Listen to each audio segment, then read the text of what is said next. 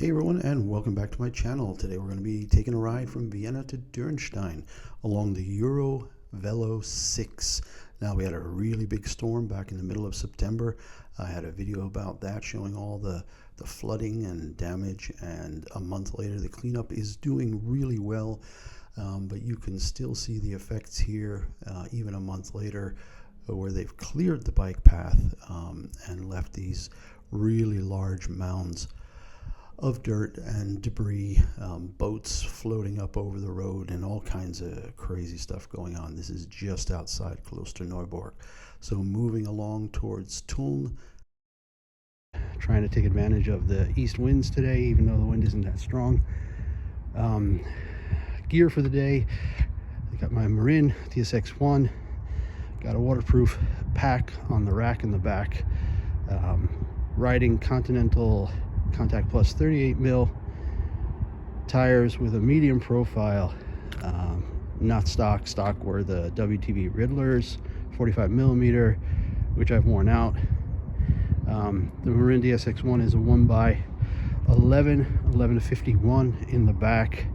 Got a little front pouch bag on the handlebars, and then I've got my Garmin Edge Explorer, a couple of water bottles, super comfy seat. And yeah, right now I'm in Tulln, looking up the Danube to the west. Had major storms here, still a lot of gunk hanging off of the cables there holding this stage in place. So if we pull back just a little bit, you can see they've put all the little pedal boats up on there, because otherwise they would have all been washed away. There's the train and road bridge, and the stands for when they have concerts here in the summer. A statue in the back is Egon Schiele, famous artist. Put a picture up here. He's from the city of Tulln here, which is about 10,000 people, which is 23 miles west of Vienna.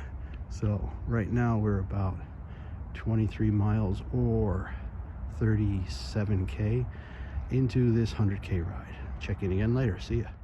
So moving west out of Tulln, we get our first real roadblock, which was this washed out bridge. The trail to the right was still kind of passable, a little dicey, wouldn't recommend it, but another cyclist had gone through and said go for it. But yeah, there is a detour going a different way.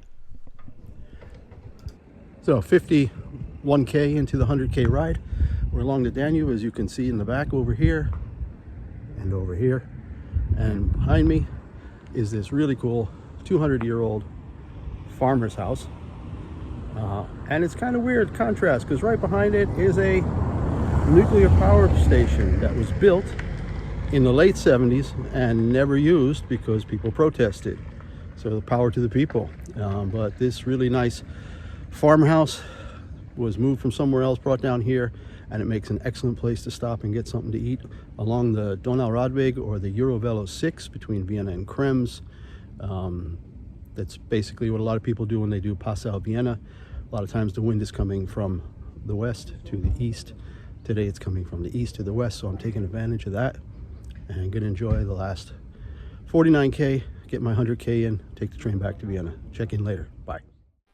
Now, the real key is to not take the dam crossing that I just showed you on the map, which takes you along the north side of the Danube here. It would have been best to stay over on that left side.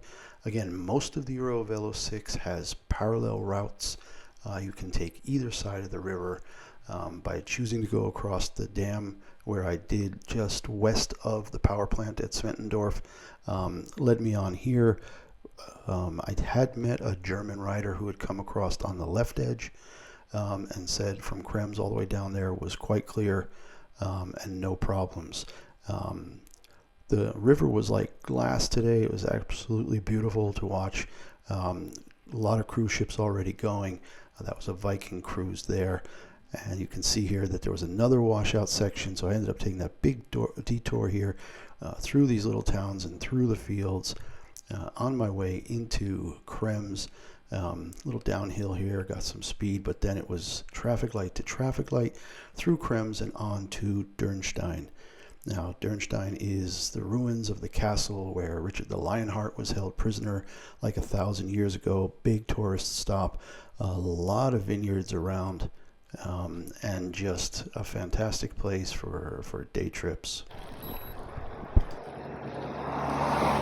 And there we have it.